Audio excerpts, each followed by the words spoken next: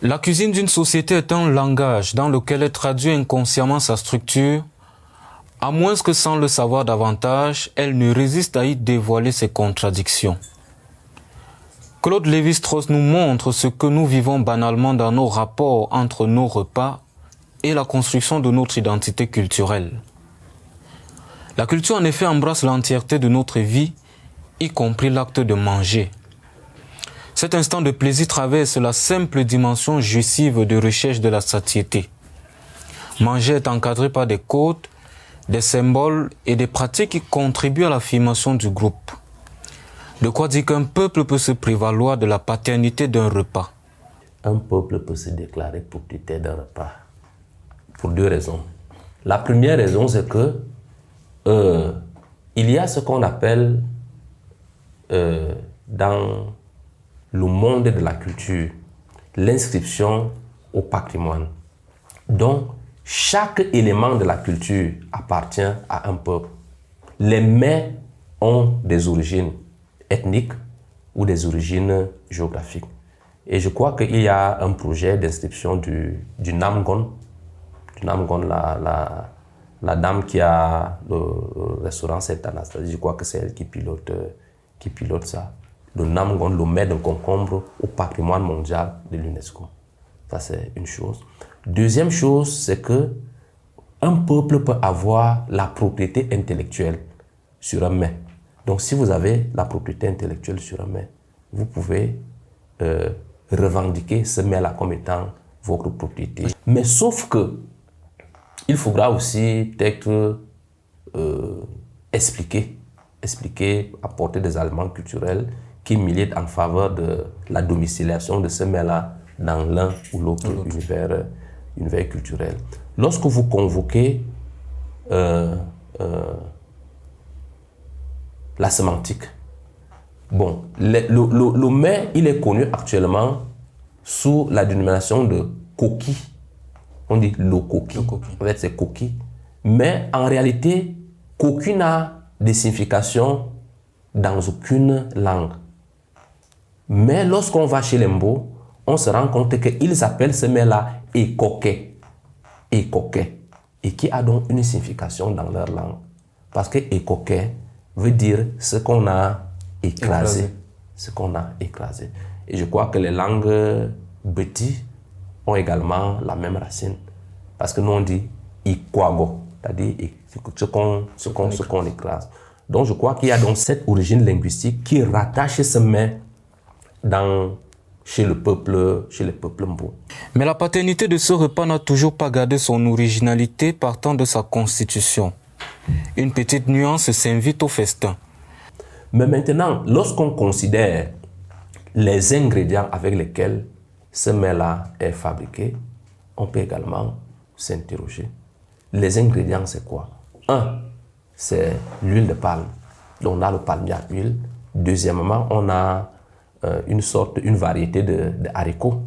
Une variété de haricots. Maintenant, est-ce que les Mbo peuvent revendiquer la paternité de cette variété de haricots? Est-ce que les Mbo peuvent revendiquer la paternité de l'huile de palme qui sert à la fabrication de ce mets-là? Et là, ce sont donc des questions, des pistes qui peuvent être explorées peut-être par des experts beaucoup plus avisés que moi. Mais du point de vue de l'origine et coquet, c'est Mbo. Maintenant, du point de vue des ingrédients, est-ce que c'est encore Mbo? Maintenant, mais ils auraient également pu, quand on dit hamburger, c'est allemand. Que vous soyez en Allemagne ou aux États-Unis, ce nom-là ne change pas. Cela signifie que les Mbo auraient également dû imposer l'appellation originelle de ce mets-là à tous les autres peuples. Si on dit écoquet en Mbo, il fallait qu'on le dise écoquet un peu partout. Les Douala disent ndolé, ça ne change pas d'une région à une autre. On dit Eru, ça ne change pas d'une région à une autre. Mais la polémique peut effectivement naître de la dynamique de l'appellation de écoquet à écoquille et puis au niveau des ingrédients qui sont mobilisés dans la préparation de ce mets-là.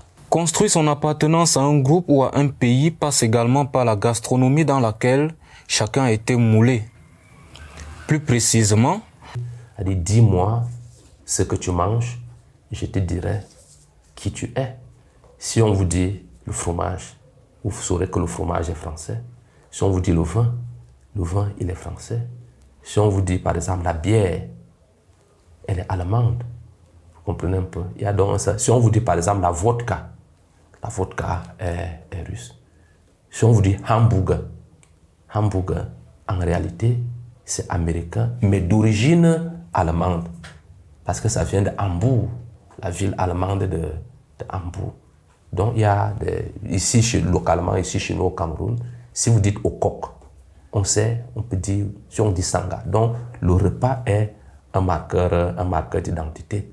Donc, mais il ne faudrait pas envisager le repas de ce point de vue comme étant un mur qu'on construit. Dit que ça c'est pour nous, c'est pas pour vous, non. Le repas peut également être un pont qu'on construit entre les peuples. Parce que vous pouvez avoir un repas, mais qui est diffusé dans les autres cultures.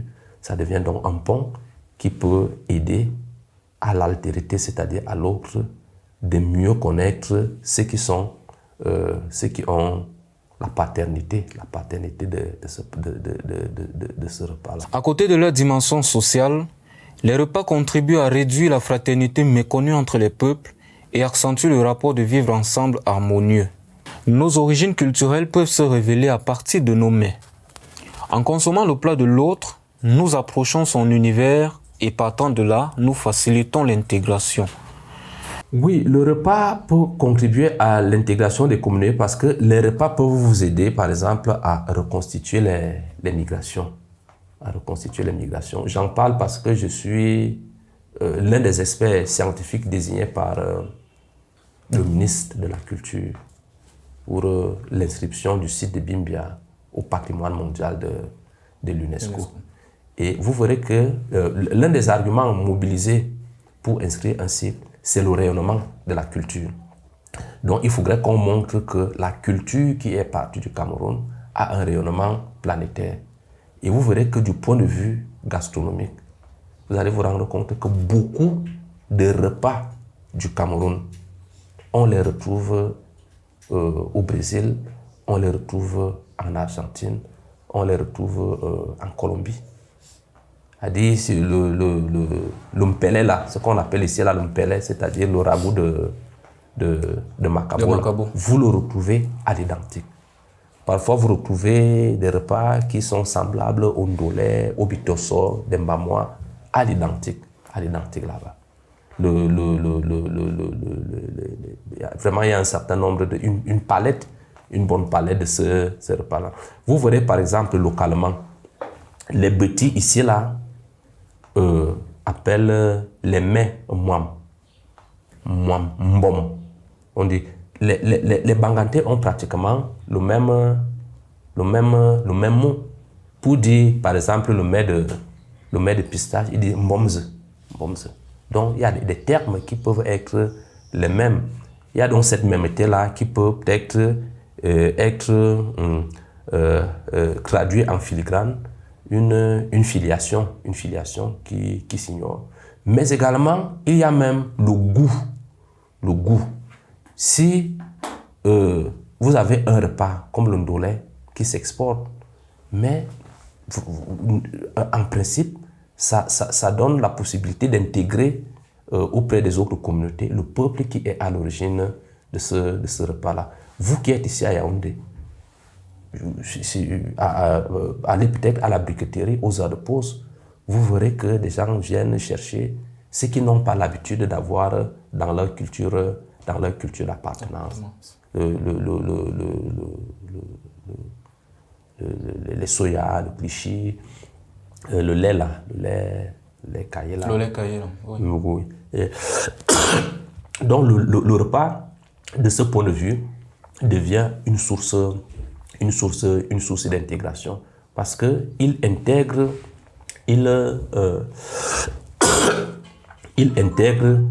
chez l'autre ce qu'on appelle l'exotisme, le goût de l'exotisme. L'exotisme étant ce qui est extérieur à vous et qui attire prioritairement votre attention.